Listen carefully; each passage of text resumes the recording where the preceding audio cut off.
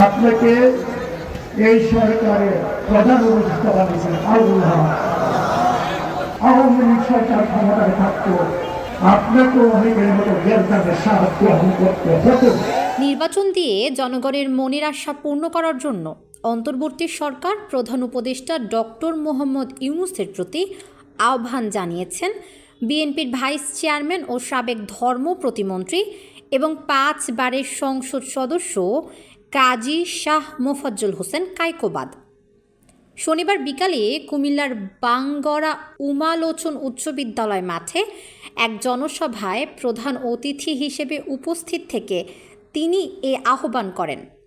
আপনারা শুকরিয়া আদায় করুন এবং জনগণের আশাকে পুরো করার জন্য চেষ্টা করুন। বক্তব্যের শুরুতে আওয়ামী সরকার পতন ও জুলাই আগস্টের আন্দোলনে অংশগ্রহণকারীদের জন্য সূরা ফাতিহা পাঠ করেন তিনি।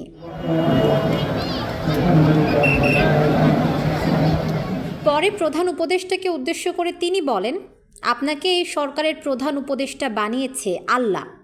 এই আওয়ামী লীগ সরকার আর কিছুদিন থাকলে অনেকের মতো আপনাকেও জেলখানার স্বাদ গ্রহণ করতে হতো।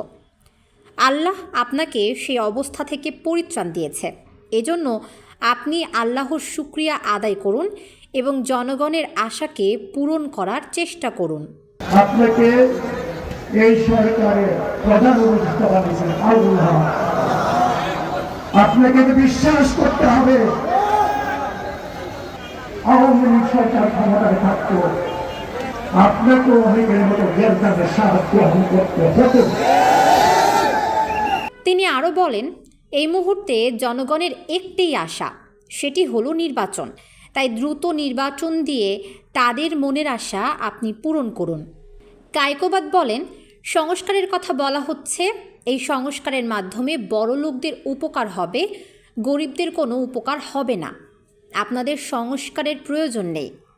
সংস্কার ছেড়ে দিন তাদের উপরে যারা জনপ্রতিনিধি হবে, তাদের কাছে পরামর্শ রেখে যান।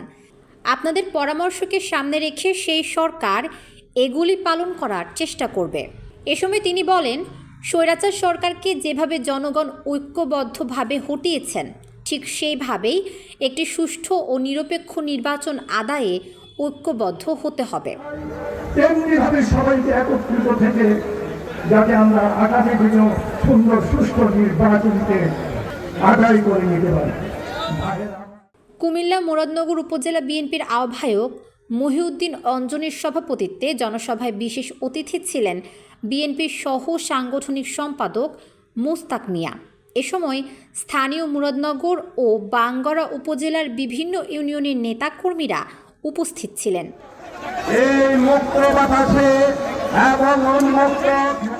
বক্তব্য শেষে উপস্থিত সবাইকে নিয়ে আল্লাহর দরবারে হাত উঠিয়ে মোনাজাত করেন তিনি। জনসভা বিকেল 4টায় শুরু হলেও দুপুর থেকেই নেতাকর্মীরা মিছিলে মিছিলে সভাস্থলে এসে জমায়েত হন। নেতাকর্মীদের নানা স্লোগানে মুখরিত হয়ে ওঠে চারপাশ। বিকেল 4টার আগেই পরিপূর্ণ হয়ে পড়ে জনসভাস্থল। জনসভায় উপস্থিত জনতার মধ্যে পুরুষের সঙ্গে নারীদের উপস্থিতিও ছিল চোখে পড়ার মতো। পরিবারকে ধ্বংস করার জন্য